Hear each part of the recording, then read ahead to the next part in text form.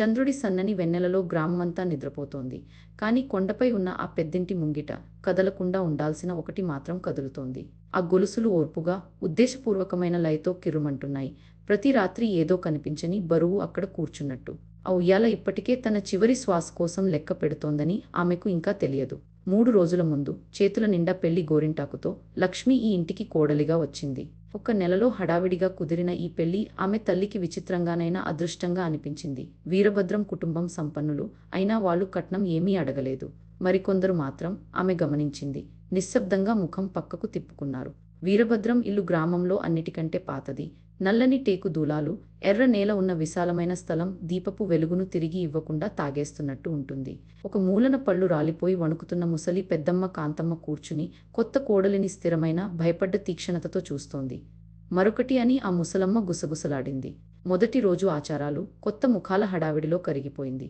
లక్ష్మికి వంటిల్లు, నుయ్యి, పశువుల కొట్టం, ముంగిటిని చుట్టిన పొడవైన వసారా చూపించారు.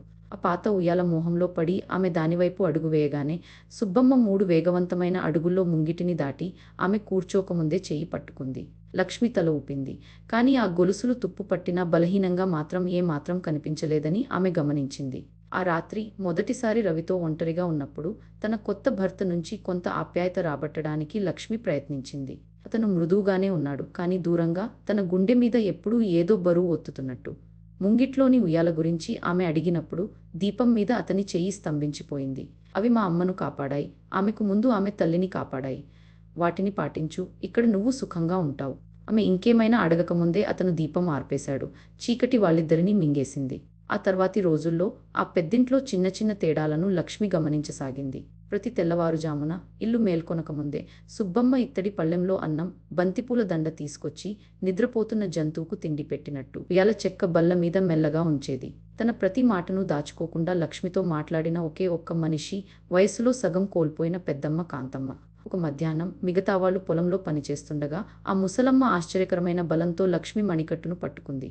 నీకోసం అది ఇంకా ఊగడం మొదలుపెట్టిందా బిడ్డా? ముడి ఎవరు వేస్తారని లక్ష్మి మృదువుగా అడిగితే కాంతమ్మ ముందుకు వెనక్కు ఊగుతూ ఏడవడం మొదలుపెట్టింది. ఎంతమంది కోడళ్ళు అని గుసగుసలాడింది. ఎన్ని తాళ్ళు? ఆ ఉయ్యాల ఎన్నడూ అలసిపోదు. ఆ తర్వాత లక్ష్మికి నిద్ర కష్టమైపోయింది. చీకట్లో మెలకుగా పడుకుంది. పెద్దమ్మ మాటలు దీపపు చుట్టూ తిరిగే మిడతల్లా ఆమె మనసులో తిరుగుతున్నాయి. ముడి వేయబడ్డప్పుడు శ్వాస తీసుకోబడుతుంది. కానీ ఆ రాత్రి గాలి లేదు. ఉయ్యాల ఊగుతుండగా మర్రి చెట్టు బరువైన ఆకులు బిగపట్టిన శ్వాసంత నిశ్చలంగా వేలాడుతున్నాయి. మరుసటి ఉదయం ముందటి గది ఊడుస్తుండగా ఒక చెక్క పెట్టె వెనుక పడిపోయిన ఒక పాత ఫోటో లక్ష్మికి దొరికింది. అందులో ఎప్పటిదో ఏదో సందర్భానికి కుటుంబం దృఢంగా గుమికూడి ఉంది. చివరి అంచున ఒక సాదా చీరలో సన్నని యువతి చేతులు జోడించి తీక్షణంగా, నవ్వు లేకుండా చూస్తోంది. ఆ నాశనమైన ముఖాన్ని చూస్తూ లక్ష్మికి వెచ్చని ఉదయం చల్లబడిపోయినట్టు అనిపించింది. ఆ ఇంట్లో 3వ రాత్రి ఆ శబ్దాన్ని లక్ష్మి ఇక భరించలేకపోయింది. లేచి దీపం వెలిగించకుండా ముంగిటిని చూసే వసారాకు మెల్లగా వచ్చింది. కింద వెండి వెన్నెలలో తుప్పు పట్టిన గొలుసులపై ఆ పాత ఉయ్యాల స్థిరంగా ముందుకు వెనక్కు ఊగుతోంది. ఈసారి బల్ల ఖాళీగా లేదు. గొలుసుల కిర్రుమనే శబ్దం కింద ఒక సన్నని గొంతు ఒక పాత పెళ్లి పాట హం చేస్తోంది, మృదువుగా, భరించలేనంత విషాదంగా.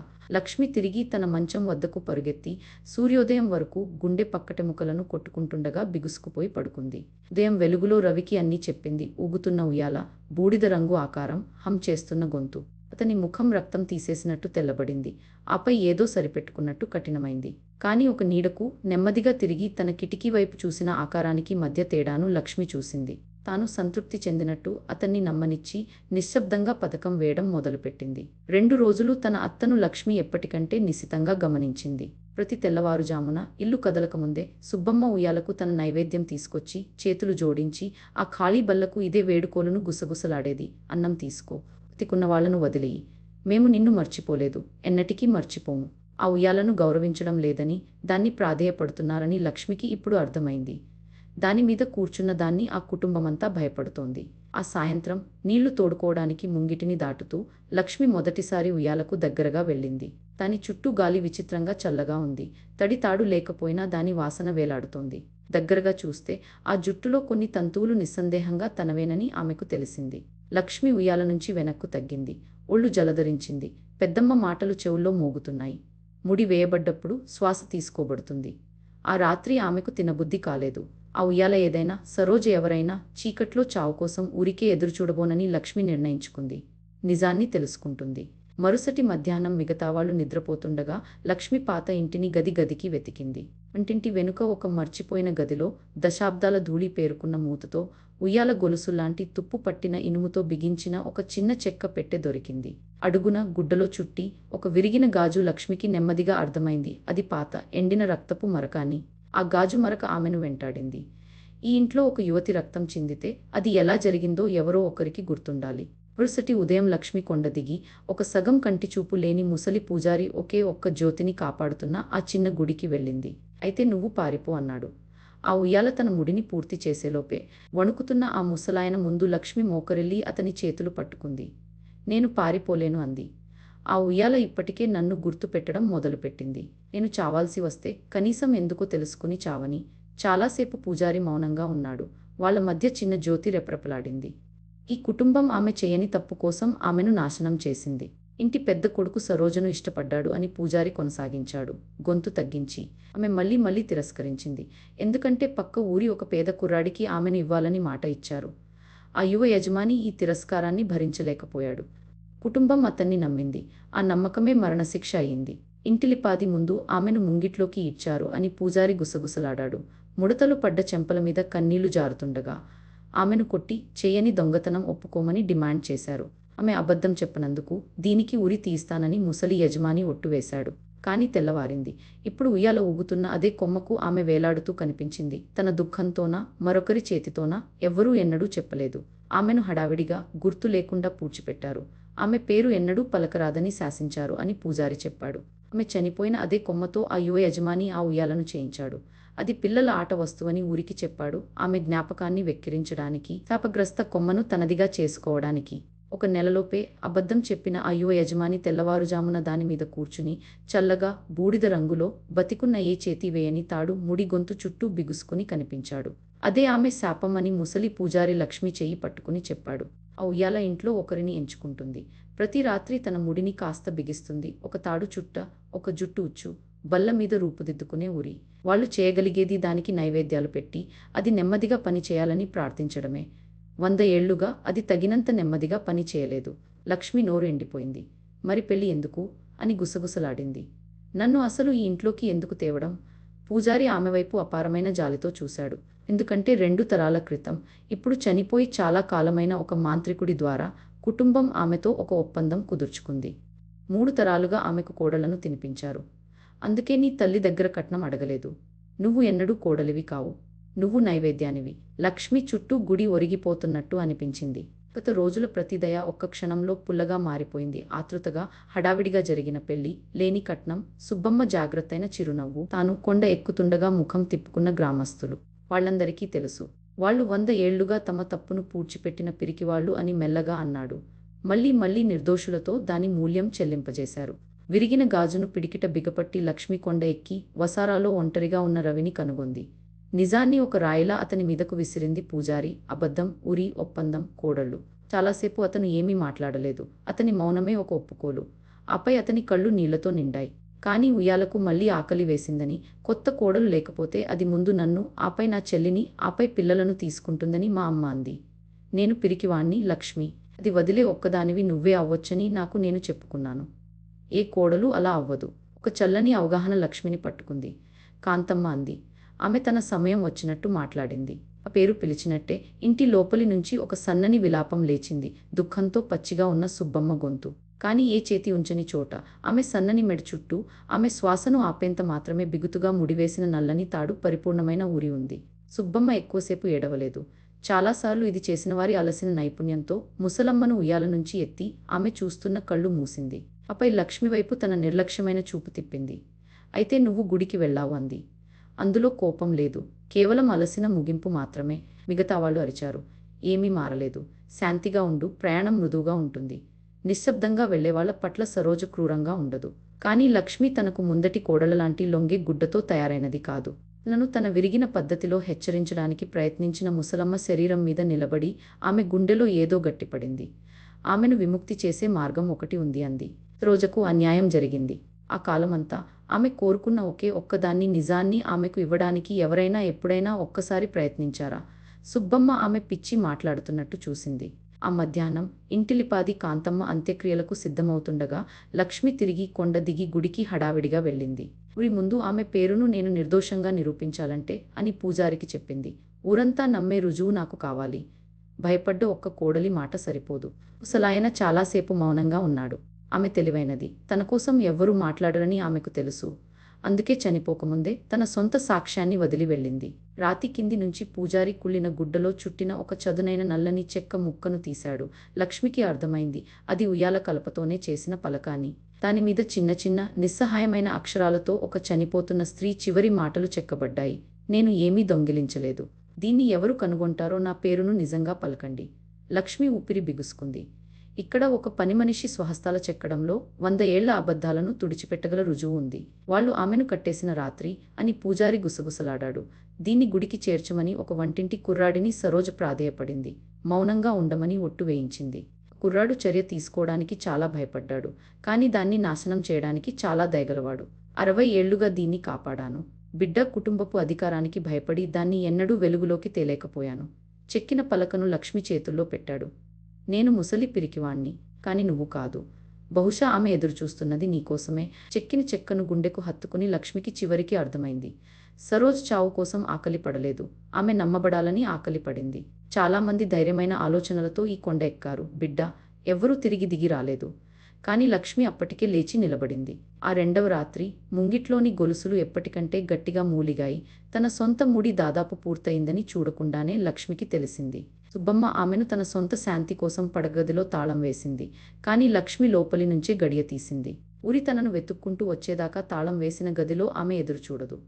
ఆ చనిపోయిన అమ్మాయిని తానే ఎదుర్కొంటుంది. ముంగిలి చాలా చల్లగా ఉంది. గాలి తడి తాడు వాసనతో నిండింది. ఉయ్యాల మీద సరోజ్ కూర్చుని నెమ్మదిగా ఊగుతూ, పొడవైన నల్లని జుట్టు వంగిన ముఖం మీద వేలాడుతూ, నేలను తాకితాకని పాదాలతో ఉంది.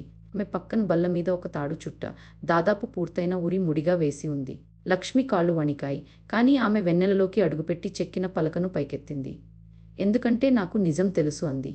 మొదటిసారి ఉయ్యాల పూర్తిగా నిశ్చలమైంది. రోజు తల ఎత్తింది. నల్లని జుట్టు తెరగుండా లక్ష్మికి ఒక యువ ముఖం కనిపించింది. లేతగా, దుఃఖంతో అలసి, సన్నని గొంతు చుట్టూ ఒక నల్లని తాడు మచ్చతో. ఆమె శూన్యమైన కళ్ళు చెక్కిన చెక్క మీద నిలిచాయి. ఆమె నుంచి సగం వెక్కిరింత, సగం 100 ఏళ్ల కేక లాంటి శబ్దం బయటకు వచ్చింది. నా పేరు కూడా బూడిద అవుతుందని, నేను ఒక దొంగగా, ఒక వేశ్యగా మాత్రమే గుర్తుండిపోతానని చెప్పారు. ఉయ్యాల నుంచి లక్ష్మి వైపు తేలింది. ఇది ఎక్కడ దొరికింది? బిడ్డా, నా మాటలను మంటల నుంచి ఎవరు కాపాడారు? ఒక వంటింటి కుర్రాడు వాటిని నాశనం చేయలేకపోయాడు అని లక్ష్మి అంది. మాట్లాడుతున్న కొద్దీ ఆమె గొంతు స్థిరపడింది. ఒక ముసలి పూజారి 60 ఏళ్లుగా వాటిని కాపాడాడు. మాట్లాడడానికి చాలా భయపడ్డాడు. కానీ నాకు ఇక భయం లేదు. ఆత్మశూన్యమైన చూపును ఆమె నిలబెట్టి చూసింది. నువ్వు చనిపోవడాన్ని ఊరంతా చూసి తమను కాపాడుకోవడానికి మౌనం ఎంచుకుందని నాకు తెలుసు. నువ్వు ఒక శతాబ్దంగా నిర్దోషుల నుంచి నీ న్యాయాన్ని తీసుకున్నావు. కానీ వాళ్ల రక్తం నీ పేరును ఒక్కసారి కూడా నిర్దోషంగా నిరూపించలేదు. అది నిన్ను వాళ్ళు చెప్పుకున్న హంతకురాలిగా మాత్రమే చేసింది. ఆ మాటలు ఆత్మను ఒక దెబ్బలా తాకాయి. ముంగిలి విస్ఫోటం చెందింది. గాలి ఏమాత్రం తాకకపోయినా మర్రి చెట్టు బరువైన కొమ్మలు అల్లాడాయి. ఇనుప గొలుసులు కీచుమన్నాయి. ఉయ్యాల ఒక ఉగ్రమైన మస్కలో ముందుకు వెనక్కు ఎగిరింది. నాతో హత్య గురించి మాట్లాడే ధైర్యమా నీకు? 100 ఏళ్లుగా నా గొలుసులు అందుకోగల ఒకే ఒక్క న్యాయాన్ని ఈ ఇంటికి ఇచ్చాను. ఒక కనిపించని శక్తి లక్ష్మి గొంతు చుట్టూ తడి తాడంత చల్లగా, బిగుతుగా చుట్టుకుంది. ఆమె పాదాలు నేల నుంచి పైకి లేచాయి. ఊపిరాడక, కళ్ళు తేలిపోతున్నా లక్ష్మి చెక్కిన పలకను వదల్లేదు. అయితే నీ న్యాయాన్ని తీసుకో అని కష్టపడి అంది. కానీ సరైన రకాన్ని తీసుకో. ఒత్తిడి తడబడింది. ఈ మాటలను కొండ కిందికి తీసుకెళ్ళని, పగటిపూట ఊరందరి ముందు వాటిని చదవని, ఈ కుటుంబం మోకరిల్లి నీకు ఏం చేశారో ఒప్పుకునేలా చేయని. ఆ చల్లని పట్టు వదిలింది. లక్ష్మి ఊపిరి తీసుకుంటూ నేల మీద కూలబడింది. సరోజ ఆమె మీద నిలబడి వణికింది. 100 ఏళ్ల ఆగ్రహం ఆమె ఎప్పుడో పూడ్చిపెట్టిన ఆశతో పోరాడింది. మాటలు అని సరోజ్ చేదుగా గుసగుసలాడింది. వెనక్కి తేలుతూ, ఒకసారి మాటలను నమ్మాను. మాటలతో ప్రాధేయపడ్డాను. వాళ్ళు తాడుతో సమాధానమిచ్చారు. ఒక నిజాయితీ వాక్యం చెప్పకుండా నాకు అపరిచితుల ప్రాణాలు తినిపించిన ఈ కుటుంబం ఇప్పుడు హఠాత్తుగా మట్టిలో మోకరిల్లి ఒప్పుకుంటారని నేనెందుకు నమ్మాలి? నాకున్న ఒకే ఒక్క నిశ్చయాన్ని, నీ చావును ఉదయానికి చల్లబడిపోయే ఒక అమ్మాయి శూన్యమైన వాగ్దానం కోసం నేనెందుకు వదులుకోవాలి? లక్ష్మి నెమ్మదిగా లేచింది. ఇప్పటికే ఒక సమాధానం రూపుదిద్దుకుంటోంది. ఎందుకంటే నేను నీకు ఒక బందీని వదిలి వెళ్తాను అంది లక్ష్మి. ఈ రాత్రి నా ముడిని పూర్తి చేయకు. ఒక్క ఉచ్చు తెరిచి వదిలేయి. రేపు సంజవేళ ఊరందరినీ గుడి ముందు, వాళ్లతో పాటు కుటుంబాన్ని గుమికూరుస్తాను. అందరి ముందు నీ మాటలు చదివి వాళ్ళు తమ నేరం ఒప్పుకునేలా చేస్తాను. నీ పేరు నిర్దోషంగా నిరూపించబడడం నా చిన్న ప్రాణం కంటే విలువైనది. దాన్ని నీకు నిరూపించని. ఆత్మ ఆమెను ఒక సుదీర్ఘమైన, భయంకరమైన క్షణం పరిశీలించింది. లక్ష్మి తన సొంత గుండె చప్పుడు వినగలిగేంత మౌనం సాగింది. ఆపై నెమ్మదిగా సరోజ్ చెయ్యి చాచి ఉయ్యాల మీది ఉరిని వదులు చేసి దాని చివరి ఉచ్చును తెరిచి వదిలింది. గొలుసులు నిశ్చలమయ్యాయి. ఒక రాత్రి అంది ఆ చనిపోయిన అమ్మాయి సమాధంత శూన్యమైన గొంతుతో. నువ్వు మెలకుగా ఉండగానే నీ ముడిని నెమ్మదిగా వేస్తాను.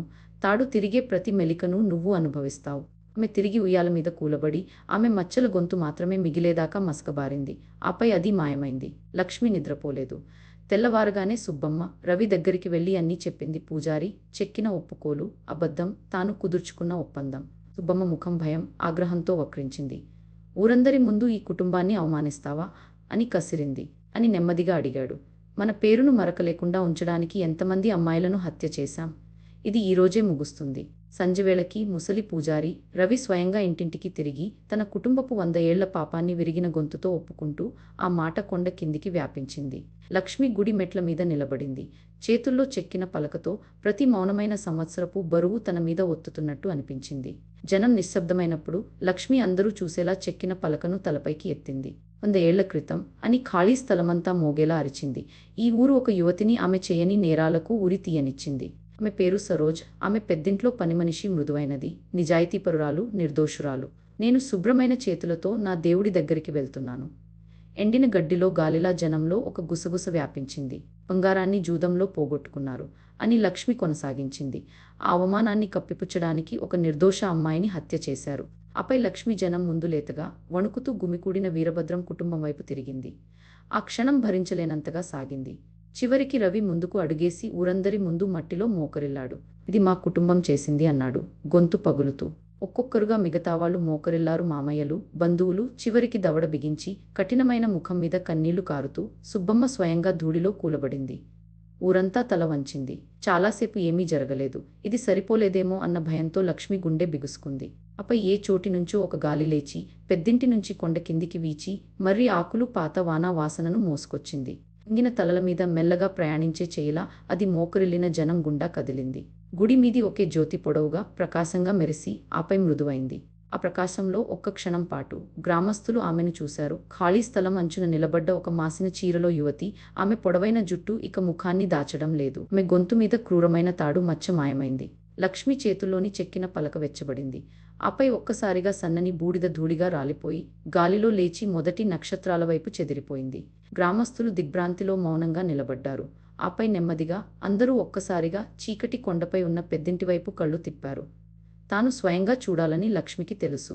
పక్కన రవి, వెనుక ఊరిలో ధైర్యవంతులు ఉండగా చివరిసారి ముంగిట్లోకి ఎక్కి మర్రి చెట్టు వద్దకు వెళ్ళింది. దాన్ని ఎప్పుడు చుట్టుకున్న చేదు చలిపోయింది. తడి తాడు వాసన, ఆకులు, మట్టి స్వచ్ఛమైన పరిమళానికి దారి ఇచ్చింది. ఉయ్యాల అరిగిన బల్ల మీద సగం వేసిన ఉరి, దాని చివరి ఉచ్చు ఇంకా తెరిచే సరోజ్ వదిలిన చోటే ఉంది. వణుకుతున్న చేతులతో లక్ష్మి దాన్ని అందుకుని ఎత్తింది. దాన్ని గుండెకు హత్తుకుని ఏడ్చింది. చివరికి భయంతో కాదు, బతికున్నాను అన్న సరళమైన, దిగ్భ్రాంతికరమైన బరువుతో. ఆమె వెనుక రవి వణుకుతున్న ఊరటతో మర్రి మాను మీద వాలిపోయాడు. ఆ తర్వాతి రోజుల్లో కొండపై పెద్దిల్లు మళ్లీ మునపటిలా లేదు. అది ఒక అనుగ్రహం. కప్పిన అద్దాలు తీసేశారు. చీకటి గదులు ఎండకు తెరిచారు. ఒకప్పుడు భయపు లంచాలుగా ఉన్న నైవేద్యాలు బదులుగా చివరికి సరిదిద్దబడ్డ ఒక అన్యాయం పట్ల మృదువైన జ్ఞాపకాలయ్యాయి. ఇక ఆ పాత చెక్క ఉయ్యాల విషయానికొస్తే కుటుంబం దాన్ని ఉంచుకోవడానికి మనసొప్పలేదు. అయినా చివరికి నిశ్శబ్దమైన దాన్ని ఎవ్వరూ నాశనం చేయలేదు. చివరికి దాన్ని సరోజ్ కొత్త గుడి పక్కన మర్రి చెట్టు కింద వేలాడేలా వదిలారు. అక్కడ అది నిశ్చలంగా, శాంతంగా ఉంది. ముంగిట్లోకి నిజమైన గాలి వీచినప్పుడే ఊగుతూ. పిల్లలు ఆడుకోవడానికి వెళ్తూ దాని పక్క నుంచి వెళ్తూ పెరిగారు. పెద్దవాళ్ళు వాళ్లకు ఆ కథ చెప్పారు, వాళ్లను భయపెట్టడానికి కాదు. ఏళ్ల తరబడి మోసుకొచ్చిన ఒక హెచ్చరికగా. పూడ్చిపెట్టిన అన్యాయం చావదు. చీకట్లో బిగిసే ముడంత ఓర్పుగా దాన్ని విప్పేంత ధైర్యం ఉన్న ఎవరో ఒకరి కోసం ఎదురుచూస్తూ ఉంటుంది. లక్ష్మి ఉండిపోయింది. వెళ్ళిపోయిన ఆమెను ఎవ్వరూ నిందించరు. ఒక బలిగా మొదలైన ఆ పెళ్లి రవి మొదట ఇవ్వడానికి చాలా భయపడ్డ నిజాయితీపై కట్టబడి నెమ్మదిగా నిజమైనదిగా ఎదిగింది. తాను దాదాపు మోసం చేసిన నమ్మకాన్ని సంపాదించుకోవడానికి అతను తన మిగతా జీవితాన్ని వెచ్చించాడు. కాలక్రమంలో సంపాదించాడు. ఆ ఇంట్లో నిశ్శబ్దమైన మర్రి చెట్టు కింద వాళ్ళు సొంత పిల్లలను పెంచారు. పిల్లలకు పూర్తి నిజం ఎప్పుడూ తెలిసేలా లక్ష్మి చూసుకుంది. తమ కుటుంబం ఒకప్పుడు మనస్సాక్షి కంటే పిరికితనాన్ని ఎంచుకుందని, దానికి నిర్దోషులు ఎంత భయంకరమైన మూల్యం చెల్లించారని. చాలా ఏళ్లపాటు ఆ ఇల్లు శాంతిని ఎరిగింది. ఆ పనిమనిషి అమ్మాయి కథ ఒక ఊరి పురాణపు మృదువైన అరిగిన రూపంలో స్థిరపడింది. మర్రి చెట్టు కింద లక్ష్మి ముసలిదైంది. జుట్టు వెండిగా మారింది. ఒకప్పుడు కాంతమ్మ చేతుల్లా ఆమె చేతులు ముడతలు పడ్డాయి. కానీ తెల్లవారుజామున అంత్యక్రియల కోసం ఆమె శరీరాన్ని ముంగిట్లోకి తీసుకొచ్చినప్పుడు చెట్టు కింద అందరూ నిశ్చేష్టులై ఆగిపోయారు. పాత ఉయ్యాల ఊగుతోంది మెల్లగా, ప్రేమగా, తనంతట తానే. ఉయ్యాల అరిగిన బల్ల మీద ఒకప్పుడు రాత్రింబవళ్ళు ఒక ఊరి రూపుదిద్దుకున్న చోట ఇప్పుడు మర్రి పూలతో అల్లిన ఒక పరిపూర్ణమైన దండ తాజాగా అల్లి ఉంది. అయితే అలాంటి పూలు ముంగిట్లో ఎక్కడా పెరగలేదు. క్రూరత్వంతో హత్య చేయబడ్డ అమ్మాయి చివరికి ప్రేమతో అక్కడే నిలిచిపోయింది. తనకు తన పేరు తిరిగి ఇచ్చిన ఒకే ఒక్క ఆత్మను కంటికి రెప్పలా కాపాడుతూ. ఇప్పటికీ ఆ ఊర్లో అత్యంత నిశ్చలమైన రాత్రులలో చెక్క ఉయ్యాల ఇంకా వేలాడుతున్న ఆ పాత మర్రి చెట్టు పక్క నుంచి వెళ్తే అది కదలడం మీరు చూడొచ్చని అంటారు. దానిమీద ఎవ్వరూ లేకుండా, ఆకుల్లో గాలి లేకుండా, మెల్లగా ఊగుతూ. కానీ భయపడొద్దని పెద్దవాళ్లు పిల్లలకు చెబుతారు. ఆ పాత గొలుసుల కిర్రుమనే శబ్దాన్ని జాగ్రత్తగా వినండి. అందులోని పాఠం మీకు వినిపిస్తుంది. నిజాన్ని మీరు ఎంత లోతుగా పూడ్చిపెట్టినా అది వినబడడానికి ఎప్పుడూ మళ్ళీ పైకి లేస్తుంది.